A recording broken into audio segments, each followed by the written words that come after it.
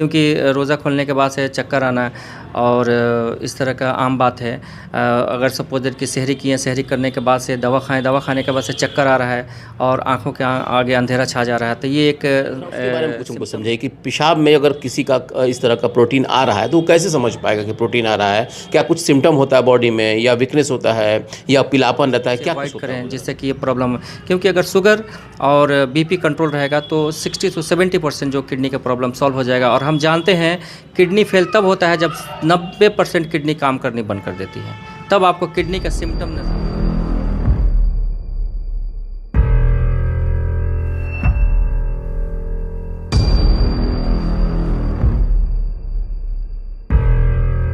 हमारे साथ डॉक्टर यूसुफ हुसैन है, चूँकि जाने माने फिजिशियन हैं और डायबिटोलॉजिस्ट भी हैं, तो इनसे हम बात करेंगे और इन सारी चीज़ों पे इनसे समझेंगे हम। बहुत स्वागत सर आपका। Thank you.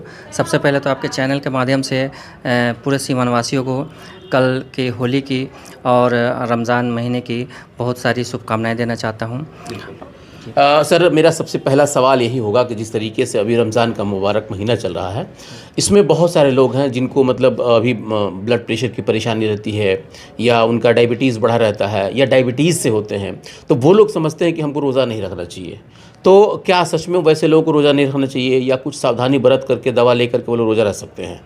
देखिए, रमज़ान के महीने में जो डायबिटिक्स मरीज़ हैं वो रोज़ा रह सकते हैं, बशर्ते कि उनको एक बार अपने प्री डायबिटिक असेसमेंट करानी पड़ेगी, अपने डायबिटोलॉजिस्ट से मिलें, और मिलने के बाद से कुछ ऐसी दवाएं हैं जिसके डोज़ को मॉडिफाई हम कर सकते हैं।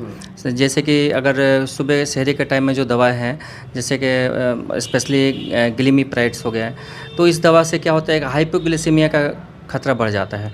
उस दवाई के डोजेस को मॉडिफाइड करेंगे, शाम के टाइम में डोज है उसको मॉडिफाई करेंगे, तो दवा को डोज को मॉडिफाई करके वो रोज़ा रह सकते हैं, और इसके लिए आपको अपने डॉक्टर से कंसल्ट करना पड़ेगा।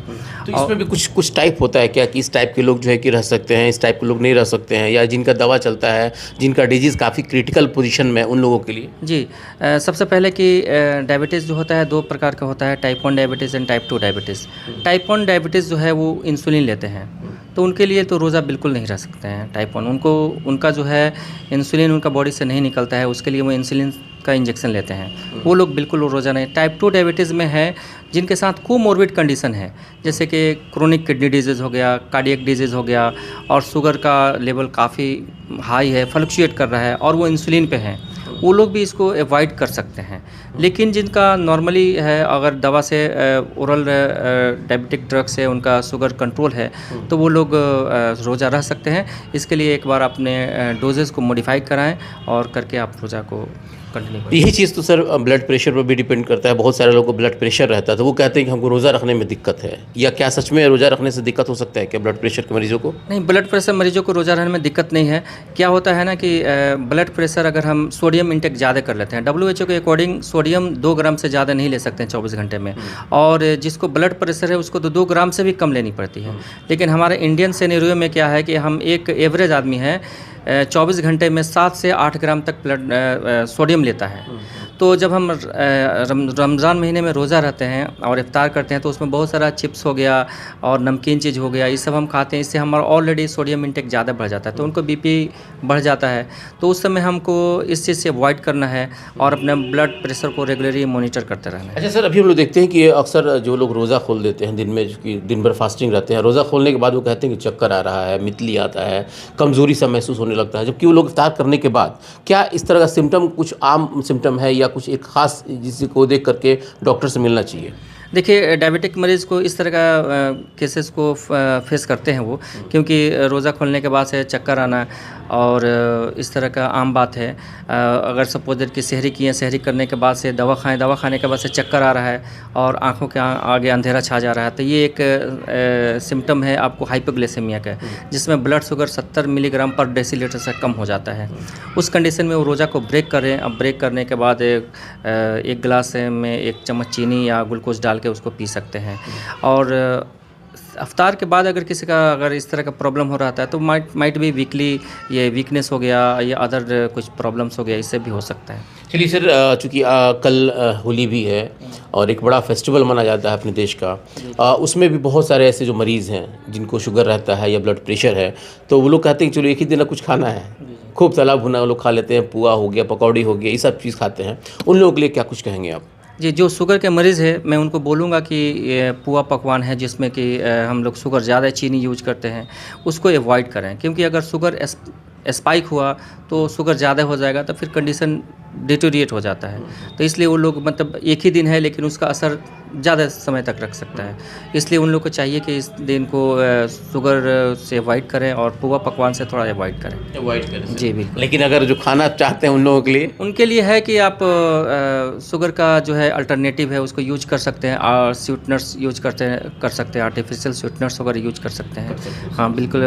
और जैसे कि गुड़ में भी शुगर है, लेकिन उसमें मात्रा कम है, उसमें आपको मॉइस्चर ज़्यादा है, तो उसके जगह पे थोड़ा बहुत यूज करके बना सकते हैं कम। आज किडनी डे है, वर्ल्ड किडनी डे आज है, जिसको गुर्दा रोग भी कहा जाता है। इसको लेकर के क्या कुछ सावधानी बरती जाए? चूँकि अब हम लोग देख रहे हैं कि बहुत सारे लोग इससे ज़्यादा पीड़ित हो रहे हैं। बहुत सारे लोगों को ओवर डिजीज़ मतलब ओवर ड्रग्स लेने की वजह से हो जा रहा है या लाइफ स्टाइल चेंज होने की वजह से हो रहा है। आप इसमें क्या कहेंगे आज? देखिए, 50 to 60% किडनी डिजीज़ जो है, ये जो है 2 प्रॉब्लम से होता है। पहला डायबिटीज़, अनकंट्रोल डायबिटीज़, और दूसरा अनकंट्रोल हाइपरटेंशन। अगर इस चीज़ को हम एड्रेस कर दें तो किडनी को हम सेव कर सकते हैं।